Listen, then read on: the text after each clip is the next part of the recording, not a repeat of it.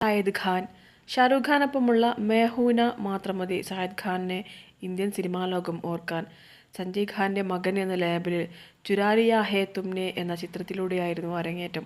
പിന്നീട് സഹതാരമായി ചുരുങ്ങുകയായിരുന്നു. ഇപ്പോൾ നിർമ്മാണത്തിലാണ് ശ്രദ്ധ കേന്ദ്രീകരിക്കുന്നത്.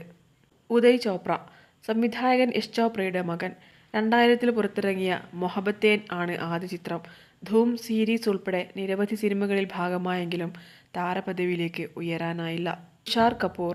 നടൻ ജിതേന്ദ്രയുടെ മകൻ. മുझे കുച്ച് കഹ്നാ ഹേ ആയിരുന്നു ആദ്യ ചിത്രം. മികച്ച പുതുമുഖ നടനുള്ള അവാർഡും സ്വന്തമാക്കി. ഗോൾമാൻ, ഡേർട്ടി പിക്ചർ, ഖാക്കി തുടങ്ങിയ നിരവധി സൂപ്പർ ഹിറ്റ് സിനിമകളിൽ അഭിനയിച്ചു. ഇപ്പോൾ നിർമ്മാണത്തിലാണ് ശ്രദ്ധ കേന്ദ്രീകരിക്കുന്നത്. കുമാർ ഗൗരവ്. രാജേന്ദ്രകുമാറിന്റെ മകൻ എന്ന തലയെടുപ്പോടെയാണ് കുമാർ ഗൗരവ് സിനിമയിലേക്ക് ചുവടുവെക്കുന്നത്. ലവ് സ്റ്റോറി എന്ന ചിത്രത്തിലൂടെ കുമാർ യുവാക്കളുടെ ഹൃദയം കവർന്നു.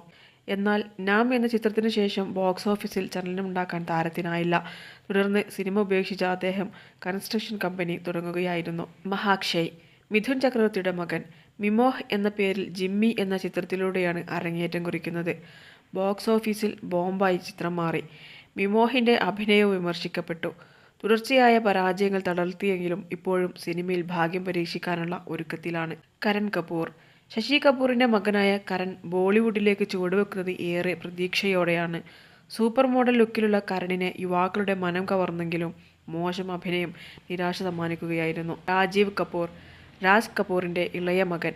ഏക് ജാൻ ഹേ ഹും എന്ന ചിത്രത്തിലൂടെയായിരുന്നു അരങ്ങേറ്റം. നിരവധി സിനിമകളിൽ അഭിനയിച്ചെങ്കിലും സഹോദരന്മാരായ രൺധീർ കപൂർ, ഋഷി കപൂർ എന്നിവരെപ്പോലെ ശ്രദ്ധ നേടാനായില്ല.